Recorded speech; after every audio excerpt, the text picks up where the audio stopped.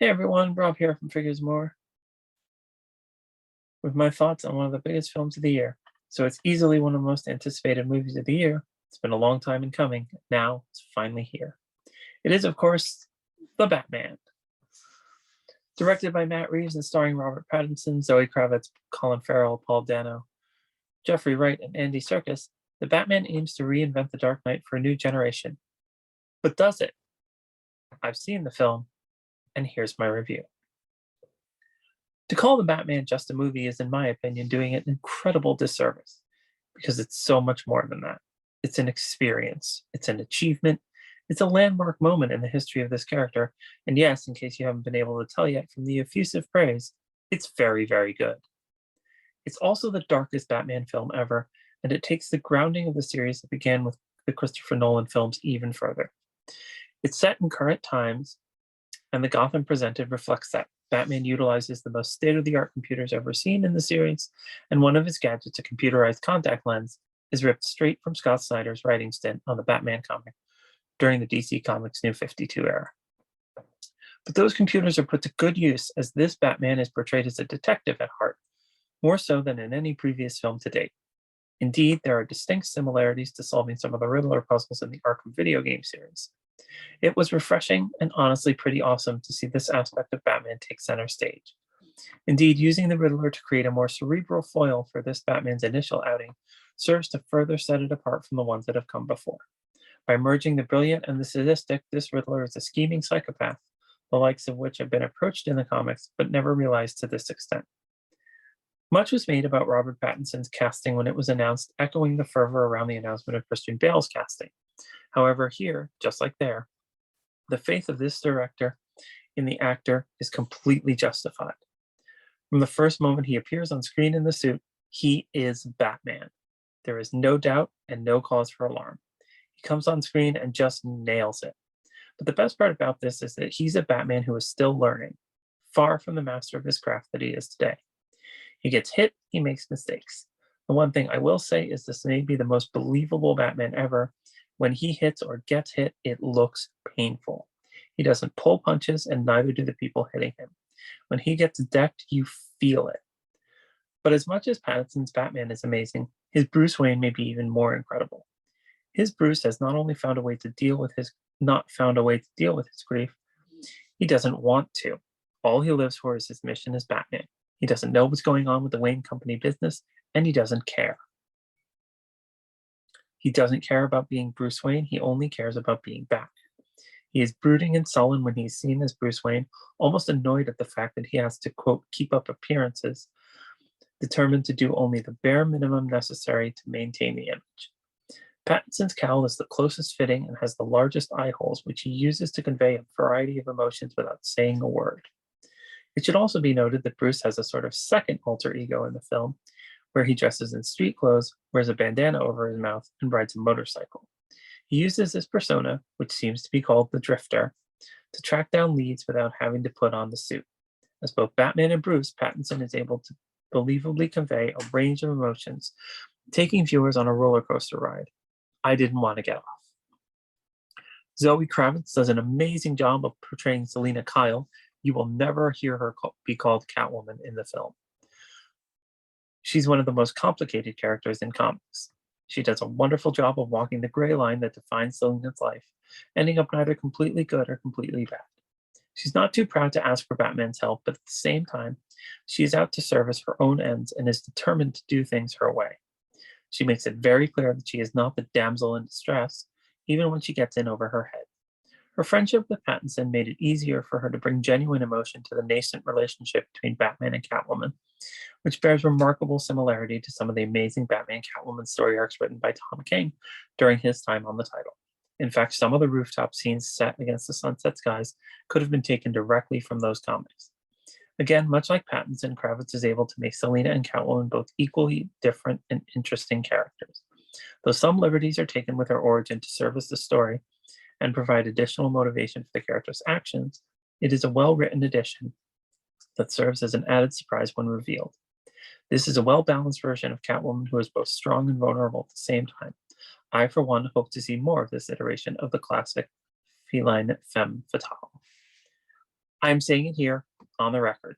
There is no justice in the world if the Academy of Motion Picture Arts and Sciences does not award an Oscar next year to the people who turned Colin Farrell into the Penguin. If you did not know he was playing the character before you saw the film, you wouldn't know it till the end credits. The transformation is absolute, the scarred face with the beak-like nose making the celebrated actor unrecognizable. Like in the comics, Penguin is a shady character claiming to run a legitimate business, but having his hands in some very illegitimate businesses as well. His club, the Iceberg Lounge, is a meeting place for good people who want to do and talk about bad things. This Penguin is not the huge underworld boss we know him as, rather this Penguin is the right-hand man to a character who plays a big part in the early years of Batman, Carmine Falcone. Still, the Penguin knows more than he lets on, which is what puts him on Batman's radar. In fact, with a little persuasion, he actually fills in the missing pieces leading to the solving of a crucial riddle. Also, he knows Spanish. He is also the chasee in the epic car chase sequence. Unfortunately for him, Batman is the chaser. Although he was not the main villain in the film, it is made clear that he is just beginning his rise to power. But the real villain of the piece is the Riddler, played to psychotic perfection by Paul Dano. This version of the King of Conundrums all but obliterates the campiness of the previous portrayals by Frank Gorshin and Jim Carrey that spring to people's minds when they think of the character. This version of the Riddler would not at all be out of place as the unsub on an episode of Criminal Minds. This Riddler is pure psycho, who could have been inspired by Scott Snyder's take on the villain in his 0-year story arc, and who director Matt Reeves admits was partially inspired by the Zodiac Killer. Likewise, his cunning nature and careful planning mimic his attitude as a puppet master behind the events of the legendary Hush storyline by Jim Lee and Jeff Loeb. This Riddler plays for keeps and is determined to expose the root of Gotham's corruption, no matter the cost. He is responsible for the deaths of 3 of Gotham's most prominent citizens, but he is also fascinated with the Batman, leaving a clue addressed directly to him in the form of a greeting card with every victim. The death methods are gruesome and reminiscent of the challenge rooms the Riddler has prepared in the Arkham video game series. Also taking advantage of the present-day setting, the Riddler uses social media to rally others to his cause, a situation that takes center stage in the film's epic final set piece. The Riddler cuts quite a disturbing figure in his costume, with the mask being the most disturbing part, having no visible mouth with his glasses put on over the mask, not under it. Amazingly, the eventual unmasking of Riddler and his subsequent appearance out of costume does nothing to diminish his creepiness. In fact, because of Dano's unnerving performance, it might actually increase it. This is a creepy, crawly Riddler who gives you the chills every time he is on screen, and whose disturbing appearance and actions linger in your mind long after you see the film. Besides Catwoman, Batman's ally in his battle against the Riddler is Lieutenant James Gordon, played by Jeffrey Wright. Jeffrey Wright is the first African-American actor to play Gordon, and the biggest compliment I can give is that it wasn't even a consideration while I was watching the film. Wright and Pattinson work very well together and serve to perfectly recreate the relationship between Gordon and Batman. The relationship here seems to mirror the version set down in Frank Miller's Batman Year One. The scenes where they collaborate to solve the Riddler's puzzles are fantastic, truly showing off the mutual trust and respect between the two. This version of Gordon also stands up for Batman in the face of mistrust and animosity for him from most of the GCPD. Gordon stakes his reputation on and sticks his neck out for Batman on numerous occasions, letting him into crime scenes and the morgue over the objections of other officers, some of whom outrank Gordon. Gordon is also responsible for some of the funniest moments in the film, including a scene that takes place after Batman punches him in the mouth, for reasons I will not get into here. This Gordon is the perfect complement to this Batman, and I am thrilled to see that we get the classic rooftop scene next to the Bat Signal. I can't wait, hopefully, to see this partnership grow as Gordon rises to the role of commissioner and Gotham gets more dangerous. Finally, rounding out the main characters, we have Bruce Wayne's ever-faithful butler, Alfred Pennyworth, played in this film by Andy Serkis, who, for a change, is here in the flesh and not CGI. Serkis' version of Alfred embodies all of the qualities we expect from our favorite butler. He's unwaveringly loyal to Bruce, but is also not afraid to push back when he knows it's for Bruce's own good. He's supportive of Bruce's new life as Batman, but also sure to remind him that Bruce must also exist alongside Batman. He is protective of the Wayne legacy and Bruce's place in it. He knows Bruce is still not dealing with his grief well, but he's not sure how to help. But this version of Alfred showcases a side of him that has not been seen before, namely his past as a spy for the British Army. In the movie, Alfred uses his training to help crack the Riddler's ciphers. It is awesome to see Alfred drinking a cup of coffee with Riddler's cipher sprawled out on the table as if it were the morning paper. Pattinson and Serkis play well against each other, showcasing the pseudo-father-son dynamic we expect to see from these characters. Their whole relationship is summed up beautifully in a hospital scene that takes place after Alfred is injured. One of the things I love about this film is that Alfred is used sparingly, so every time he appears is meaningful.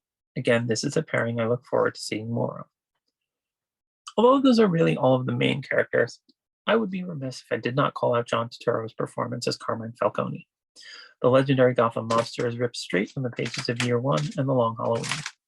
Turturro plays him as a mobster in the vein of the best gangster movies, paying homage to The Godfather, Casino, and Goodfellas. Much like Don Corleone, Falcone is a shadowy figure who thinks he can do no wrong, and then he will never fall. Unfortunately, he ends up in conflict with Batman and Gordon.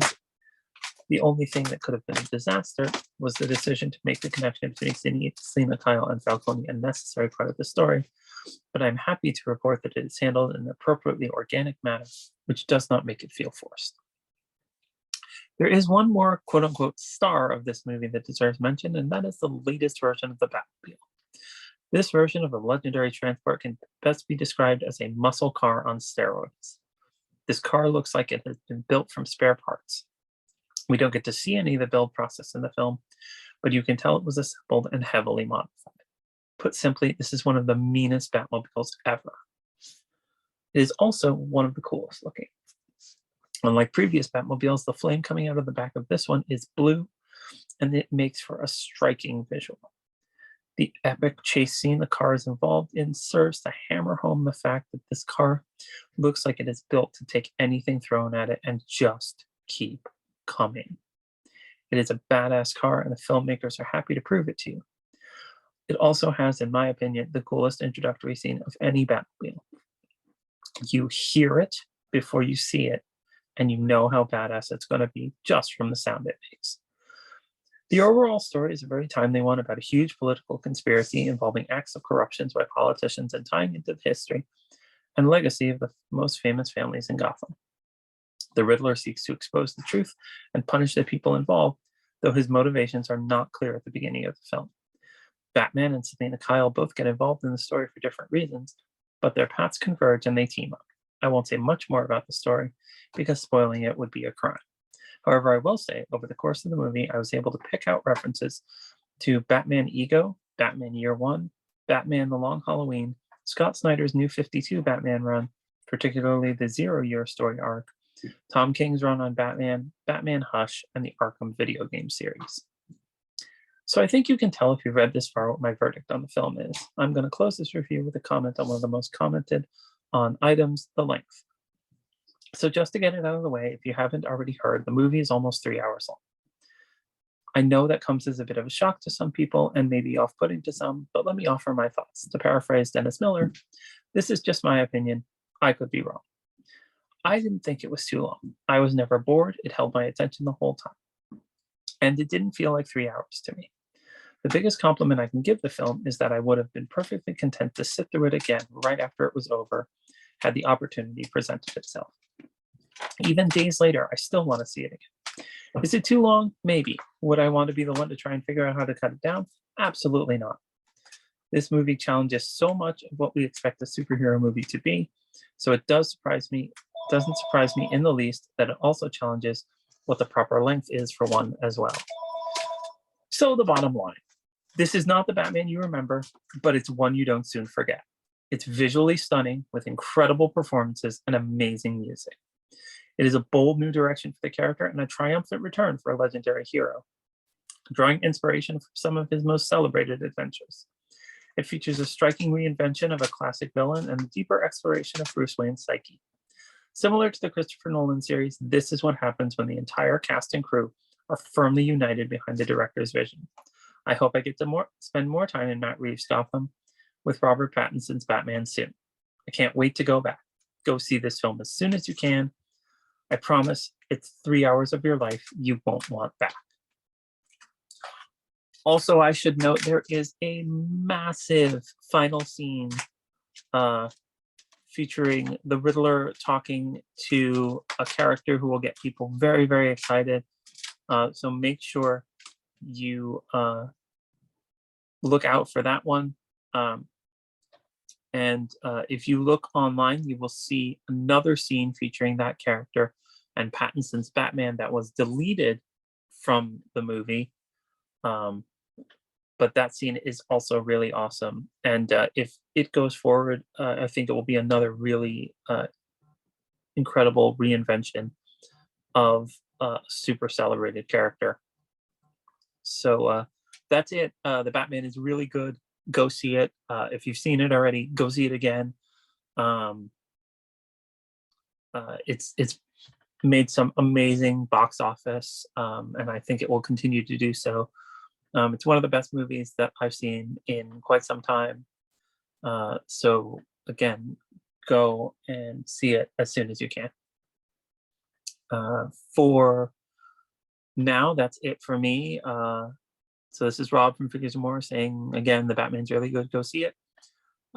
If you like this video, please hit the subscribe button and hit the bell to get notified when I post new videos. I will be going through some of the tie-in toys for the Batman in upcoming videos. So watch out for those. You can check out everything else that we're doing on figuresandmore.com, on Facebook at Figures and More, and on Twitter at Figures and More 1. So look out for stuff on all of that. But for now, this is Rob, and again, the Batman's really good. Go see it. Bye for now.